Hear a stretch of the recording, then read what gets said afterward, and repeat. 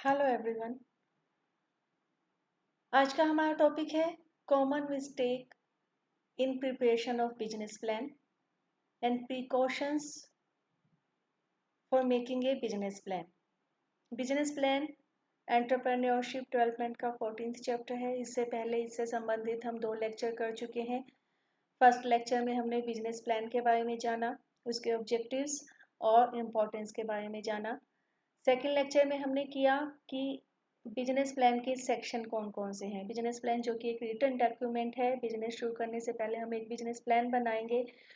वो एक written document है जिसमें कोर्स ऑफ एक्शन मेंशन किया जाता है कि एक बिजनेस को स्टार्टअप करने के लिए कौन कौन से एक्शंस, कौन कौन सी एक्टिविटीज़ परफॉर्म की जाएंगी, उनका प्रोसेस क्या होगा, प्रोसीजर क्या होगा।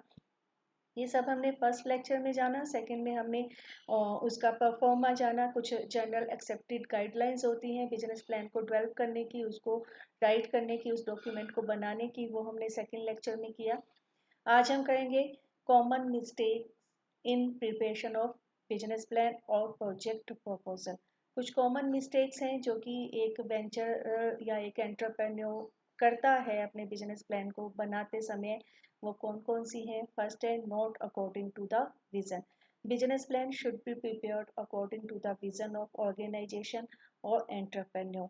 Many a time entrepreneurs are not able to clearly articulate their vision in the plan. Sometime क्या होता है, जो बिजनेसमैन होता है या एंटरप्रेन्योर होता है उसको क्लियर नहीं होता कि उसका विज़न क्या है, वो अपने बिजनेस में क्या अचीव करना चाहता है, उसके गोल क्या है, उसके टारगेट्स क्या हैं। यदि उसका विज़न क्लियर नहीं है तो बिजनेस प्लान अच्छा नहीं बनेगा। तो ये कॉमन एक मिस्टेक है, बहुत बड़ी गलती है। जब तक हमें हमारे गोल नहीं पता, क्लियर नहीं है, तब तक हम उन्हें अचीव नहीं कर सकते। सेकंड है अनरियलिस्टिक अजम्पशन। अनरियलिस्टिक अजम्पशन क्या होता है कि जो बिजनेस प्लान है वो रियलिस्टिक अजम्पशन पे बेस्ड होना चाहिए, यानी वो मान्यताएं जिन्हें अचीव किया जा सके उस पर बेस्ड होना चाहिए। यदि आपकी अजम्पशंस रियलिस्टिक नहीं है, वास्तविक नहीं है, तो क्या होगा कि आप अपने टारगेट को अचीव नहीं कर पाओगे फ्यूचर में और बिजनेस फेल हो जाएगा। नेक्स्ट है अनरियलिस्टिक फाइनेंशियल प्रोजेक्शन। देखो, किसी भी बिजनेस को शुरू करने के लिए फाइनेंस एक ब्लड का काम करता है। बिना फाइनेंस के, बिना पैसे के कोई भी बिजनेस, कोई भी एंटरप्राइज सर्वाइव नहीं कर सकता। लेकिन आपने अपनी फाइनेंशियल नीड का जो अनुमान लगाया है वो वास्तविक नहीं है, रियल नहीं है, अनरियलिस्टिक है, तो भी बिजनेस सक्सेसफुल नहीं होगा। कि मान लो आपको पैसा ज़्यादा चाहिए था, आपने कम का अनुमान लगाया, तो बिजनेस को शुरू करने के लिए जो नेसेसरी फाइनेंस है वो नहीं होगा, तो बिजनेस सक्सेसफुल नहीं होगा। यदि आपने एस्टिमेशन, ओवर एस्टिमेशन किया है अपनी फाइनेंशियल नीड का, तो भी जो फाइनेंशियल रिसोर्सेज हैं उनका मिसयूज होगा, तो भी बिजनेस सक्सेसफुल नहीं हो पाएगा। नेक्स्ट है इनएडिक्वेट मार्केट रिसर्च। देखो, नए नए एंटरप्रेन्योर क्या करते हैं, एक न्यू एंटरप्रेन्योर यदि वो प्रॉपर मार्केट रिसर्च नहीं करता तो भी उसका बिजनेस सक्सेसफुल नहीं होगा। जब तक प्रॉपर मार्केट रिसर्च नहीं होगी तब तक आप अपना एक अच्छा बिजनेस प्लान डेवलप नहीं कर सकते। Based on over estimate and under estimate. देखो, अ, कोई भी बिजनेसमैन, कोई भी बिजनेस प्लान, यदि वो बिजनेस आइडिया के ओवर एस्टिमेशन पे लगेगा। मान लो आपके दिमाग में कोई आइडिया है, आपको लगा वाह ज़बरदस्त आइडिया है, इसे मैं बिजनेस में कन्वर्ट करूँगा तो बहुत सारे लोगों को पसंद आएगा, मेरे प्रोडक्ट बहुत बिकेगा। यदि ओवर एस्टिमेशन ऐसा किया गया है ना, तो बिजनेस सक्सेसफुल नहीं होगा। इसके अलावा यदि हमने रिस्क फैक्टर को इग्नोर किया है, हर बिजनेस के साथ रिस्क फैक्टर इन्वॉल्व होता है, यदि रिस्क फैक्टर का हमने अंडर एस्टिमेशन किया है, यानी उसका हमने कम अनुमान लगाया है, तो भी बिजनेस सक्सेसफुल नहीं होगा, बिजनेस प्लान सक्सेसफुल नहीं होगा। Hiding weakness. बिजनेस प्लान में हमें क्लियर मेंशन करना चाहिए कि बिजनेस के साथ कौन कौन से रिस्क एसोसिएट हैं, उसमें कितना जोखिम है, वीकनेस क्या है बिजनेस के। यदि हम अपने वीकनेस को और अपने रिस्क को छुपाते हैं तो बिजनेस लंबे समय तक सक्सेसफुल नहीं हो पाएगा। Ignoring competitors. Business plan should give due consideration to the competitors. Competitors के ऊपर प्रॉपर ध्यान देना पड़ेगा बिजनेस प्लान बनाते समय।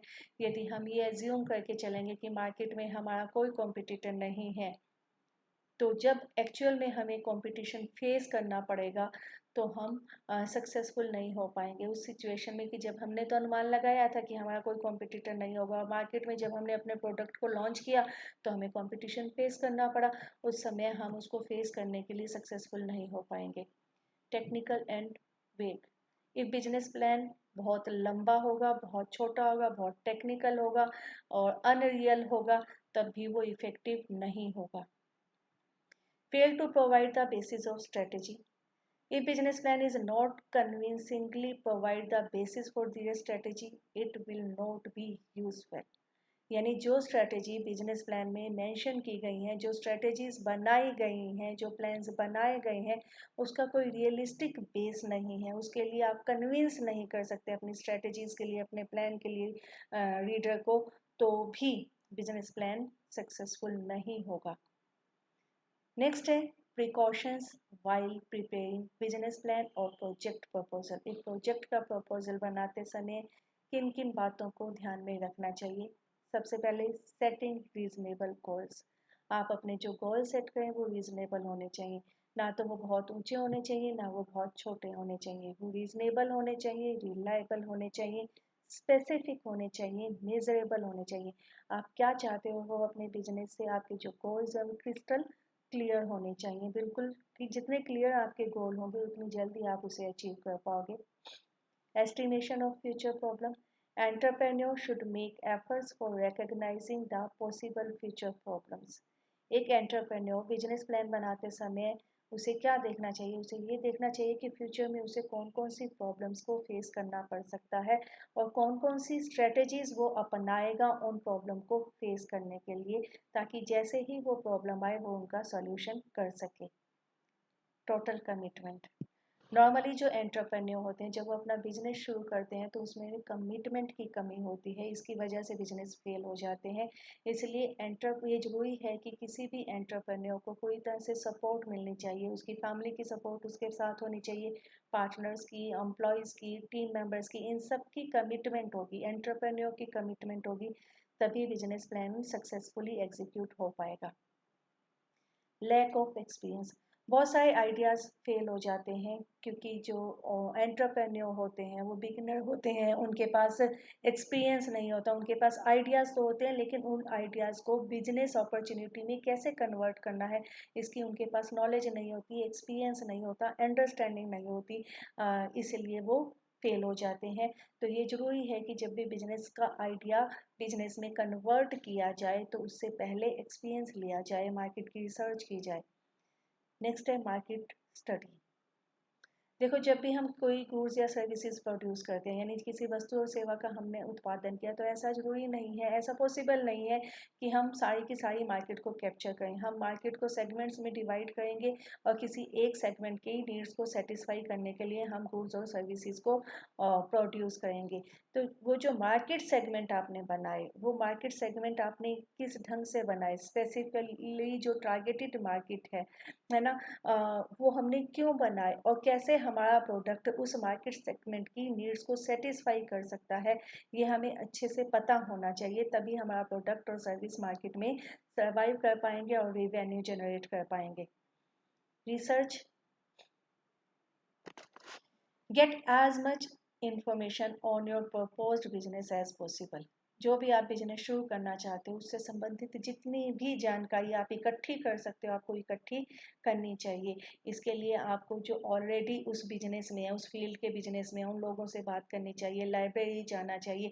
इवन इन दिनों तो यूट्यूब पे बहुत सारे ऐसे वीडियोस अवेलेबल हैं जो आपको किसी भी तरह की बिजनेस की जो बेसिक जानकारी होती है बिगिनर्स के लिए वो प्रोवाइड करते हैं। इसके अलावा ट्रेड एसोसिएशन, ट्रेड पब्लिकेशंस हैं, रिसर्च है, ऑनलाइन रिसर्च आप कर सकते हो, लोकल और गवर्नमेंट एजेंसीज भी हैं जो आपको इसके बारे में जानकारी प्रोवाइड कर सकती हैं। तो आपको अपना बिजनेस शुरू करने से पहले वो रिसर्च करनी चाहिए, वो सारी जानकारी इकट्ठी करनी चाहिए। ठीक है, नेक्स्ट है इंफॉर्मेशन कलेक्शन।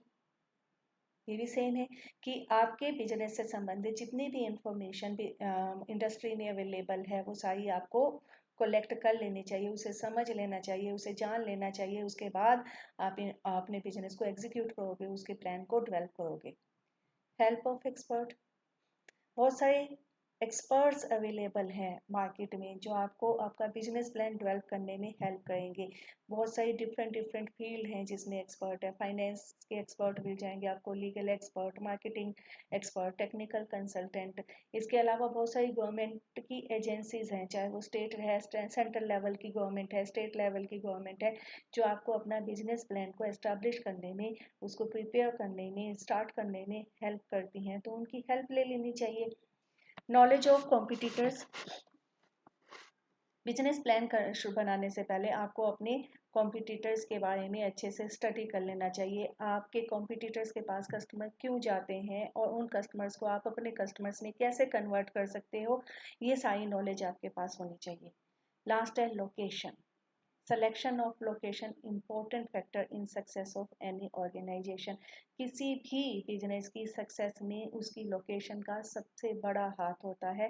यदि आप कस्टमर के घर तक नहीं पहुंच सकते तो कोशिश करिए कि कस्टमर आप तक पहुंचे, उससे बहुत आसान बनाइए, यानी कस्टमर के पास अपनी लोकेशन सर्च कीजिए।